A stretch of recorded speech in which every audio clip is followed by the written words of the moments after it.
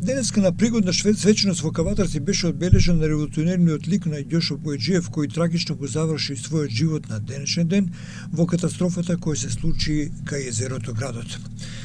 По донесувањето на одлука од 2012 година на Советот на општина Кавадарци за именување на улица по неговото име, дури денеска, 10 години подосна, Ѓошо Бојаджиев практично го добива своето обележие како доликува. Во меѓувреме, иако очекувано, задоволни од потегот на општината од иницијативата на Сојузот на борци на Кавадарци, умираат неговата сестра и браќета. Денеска на пригодна свеченост на кој присуствува советници на Советот на општина Кавадарци, членови на семејството Бојаджиев и синот Боро, со семејството конечно видоа дека неговиот татко и дедо трајно го добива своето обележие на една улица во градот, која се наоѓа на улицата, односно урбаната заедница Страшо Пинџур. Со пригодни зборови на присутните им се обратија советникот Диме Коцевски и неговиот син Боро Бојаджиев. Денеска се навршуваат 17 години од смртта на Ѓошо Бојаджиев. Околу тоа кој бил Ѓошо Бојаджиев, малку подоцна. Сега да кажам зошто сме всушност тука. Тука сме затоа што 2012 година со одлука на Совет оваа улица каде што сега се наоѓаме е преименувана во Ѓошо Бојаджиев.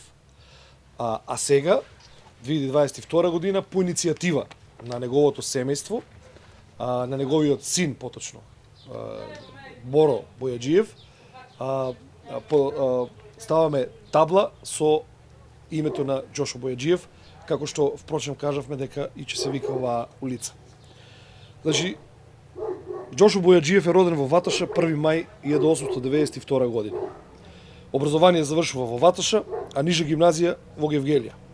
Уште од најраната младост го почувствувал револуционерниот дух, а за сето тоа придонесува постариот му брат Цандо Бојаджиев, кој заедно со Тодор Попантов, Лазо Сојтариев Берберот, Зарко Димов, Мишо Еленов и Коцо Мајсторов во 1896 година го пречекува Даме Груев во Ваташа, кој по таа средба изјавува дека разговарал со доста посветени луѓе, револуционери кои си ја сакаат својата држава.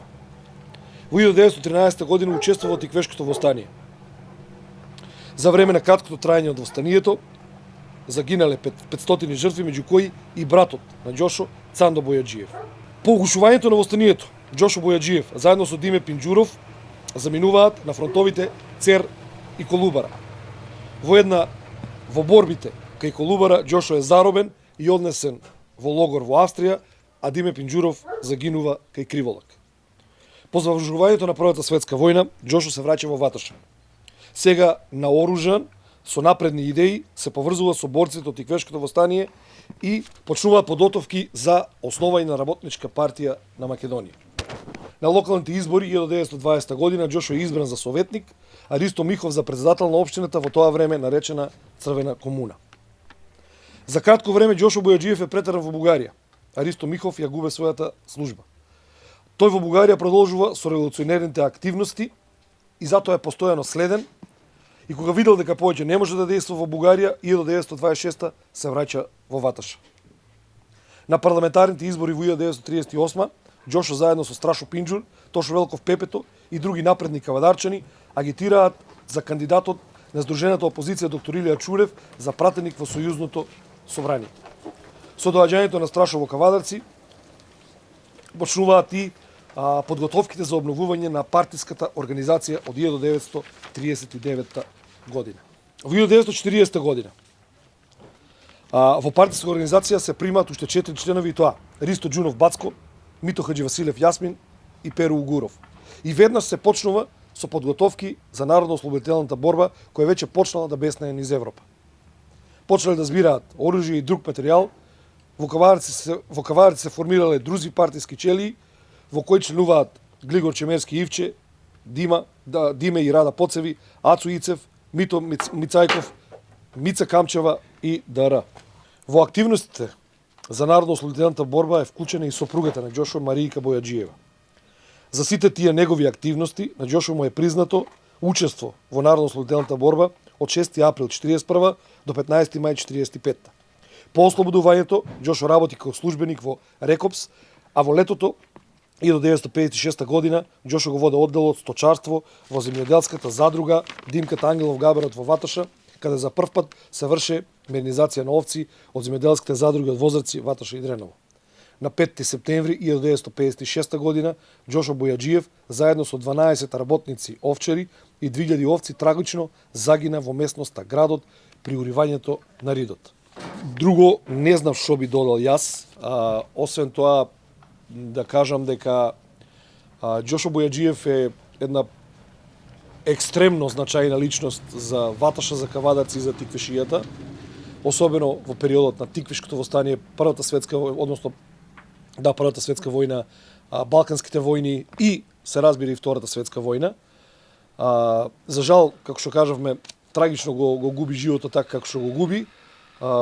Меѓутоа споменот за него останува. Еве, градот Кавадарци 2012 година се сети да именува улица по него, а оваа година 2022 на денот кога се навршуваат 70 години од неговата смрт се поставува оваа плоча, односно оваа табла. Тоа е се што би можел да ви кажам. Ми благодарам на семејството на Ѓошо Бојаджиев за нивната упорност да се направи оваа работа, затоа што не е мала работа оваа. Иницијативата за оваа улица потекна од другарот Наце Златев.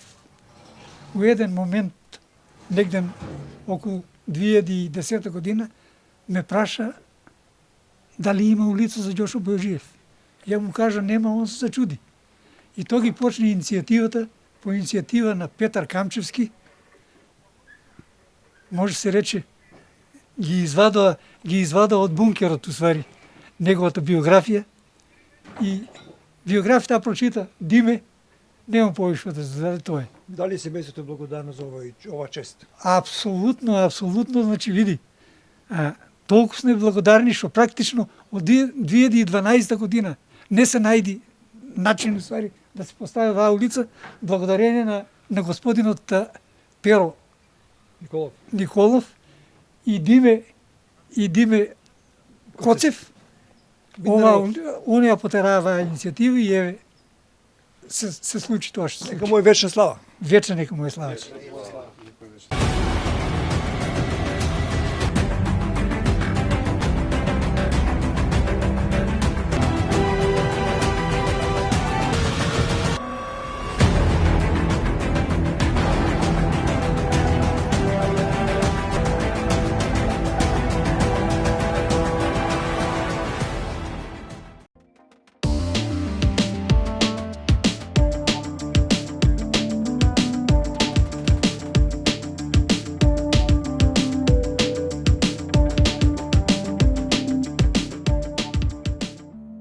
Бензинска пумпа ДМД Оил.